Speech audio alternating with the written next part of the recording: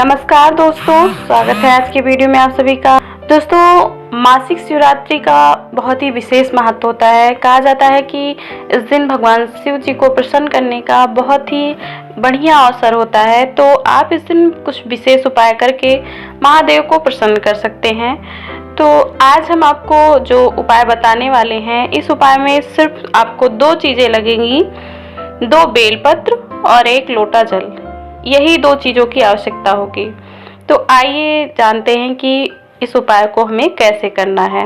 इन दोनों चीज़ों को लेकर आपको किसी भी मासिक शिवरात्रि के दिन प्रातःकाल सुबह सुबह भगवान शिव जी के मंदिर जाना है। मंदिर पहुंचने के बाद भगवान शिव जी के पास आकर बैठ जाना है और याद रखिए कि यह जल आपको उपाय के लिए रखना है, सीधा शिव जी के ऊपर चढ़ा नहीं देना है। आप जो जल लेके गए हैं वह जल वहीं रख दें।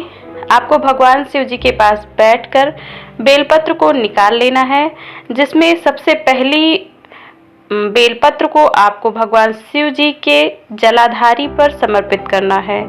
जब आप बेलपत्र को जलाधारी पर समर्पित कर रहे हों तो उस समय ध्यान रखिए कि जो बेलपत्री आप जलाधारी पर समर्पित करेंगे वह जलाधारी के आखिरी भाग में, मतलब कि जल जहाँ से नीचे गिरता है, उस तरफ आपको समर्पित करना है।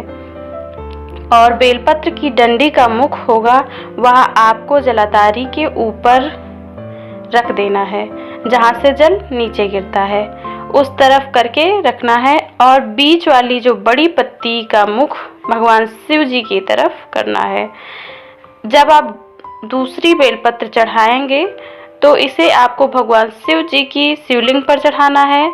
जब आप इस दूसरी बेलपत्र को भगवान शिव जी के शिवलिंग पर चढ़ा रहे हों उस समय ध्यान रखिए कि जो बेलपत्र की बीच वाली बड़ी पत्ती का मुख है वह आपको अपनी तरफ करके समर्पित करना है। जिस तरफ से आप बेलपत्र चढ़ा रहे हैं उस तरफ इस बीच वाली जो बड़ी पत्ती का मुख होना है, जो बड़ी पत्ती का मुख है आप जिस तरफ से चढ़ा रहे हो उसी तरफ रखिए और उस बेलपत्र की डंडी का मुख भगवान शिव जी की ओर रखिए। शिवलिंग के पीछे की तरफ यह होना चाहिए। अब इन दोनों बेलपत्रों को इस प्रकार से चढ़ाने के बाद आपको इन दोनों ही विपत्तियों पर पंचजल चढ़ा देना है। तो आइए जानते हैं कि पंचजल कैसे चढ़ाएं। पंचजल नाम से ही समझ में आ रहा है कि इसमें आपको 5 बार जल चढ़ाना होगा।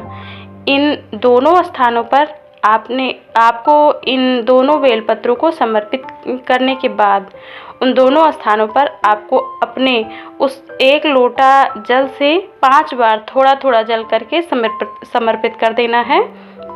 आपको जलाधारी के ऊपर उस बेलपत्र के ऊपर 5 बार थोड़ा थोड़ा सा जल समर्पित करना है। उसके बाद भगवान शिव जी की शिवलिंग के ऊपर 5 बार थोड़ा थोड़ा जल समर्पित करना है।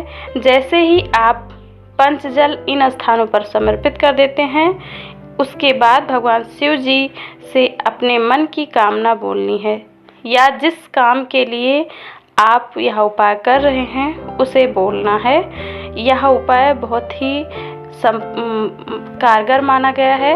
अपनी मनोकामना को नंदी के कान में कहना ना भूलें और अपनी इच्छा कहने से पहले ओम शब्द का प्रयोग जरूर करें। कहा जाता है कि ओम शब्द का प्रयोग करने से भगवान शिव प्रसन्न होते हैं और आपकी इच्छा जरूर पूरी करते हैं।